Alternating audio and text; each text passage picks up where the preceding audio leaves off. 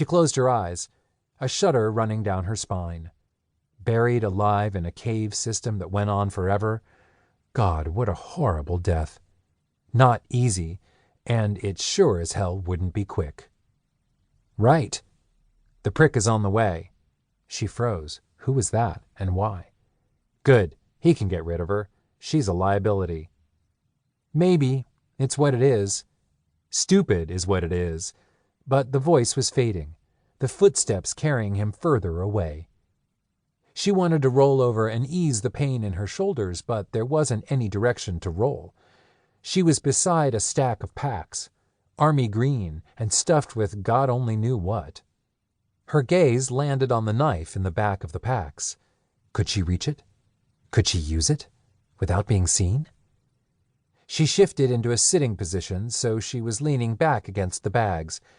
She couldn't feel the knife edge against her waist. In her mind, she reoriented herself with the layout of the bag so she could shift as needed. She'd only get one chance. Wiggling her butt backwards until she came up against the packs, her fingers frantically searched for the knife behind her. Finally, her fingers touched something cold. She slipped the pocket knife out of the pack. "What the hell do we have here?" The voice stood in front of her. She froze. She'd been so focused on getting the knife, she hadn't heard him approach. Her arm was roughly grabbed, and she was lifted to her feet that could barely hold her. In fact, as soon as she put her weight on them, she sagged in place. Shit. But her fingers still held the pocket knife. In the confusion of trying to stand, she managed to get the knife into her back pocket. Success. The same man who'd attacked her and shoved her into the truck dragged her to the far side of the warehouse. She tried to look around, but all she could see were boxes and crates. Off to the left, there were several tables full of tools. In the center was a large pallet with huge jugs of liquid, but she had no idea what they were or what they could be used for. "Interested?" he laughed. "No worries. We might just tie you up to that bomb and make you the main attraction." Ice flooded her veins and she stumbled. Bloody hell. He pulled hard, jerking her off her feet. She tripped and went down, the fall forcing a startled cry out of her. With another hard tug, he half dragged, half shoved her into a corner and said, "You can watch from there." She rolled onto her back and tried to catch her breath as pain radiated down every bone in her body. She wanted to sit up where she could keep watch on what they were doing, but her body still wouldn't work properly. Whatever he'd done had left a lasting impression. There was a wall a few feet away. With effort, she rolled over until she was leaning up against it. There, in the shadows of the darkness, she listened to what? Water close by? Lapping against the wall?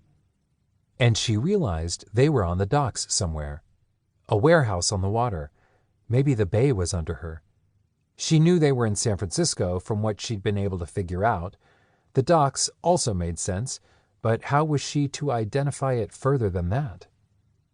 She peered between the boards and watched the water ripple below her. Amazing. She'd take her chances in the water if she could get there. Anything to get away from the men, peering around. She realized they were busy working on something in the middle of the room.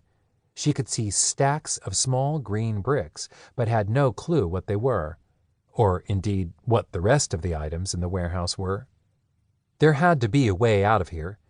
Maybe if she was ever left alone, maybe when the prick got here, whoever the hell that was. A truck pulled up in the front. "About damn time he got here," one of the men muttered. "Watch it." "Don't you let him hear you say that," the other man warned. "Nothing can screw up now." "I hear you, but we're doing all the damn work." They waited for the new arrival to join them in the warehouse. She heard his voice first. Then his face moved into view and almost laughed. He was well named. The Prick. Tom Channel.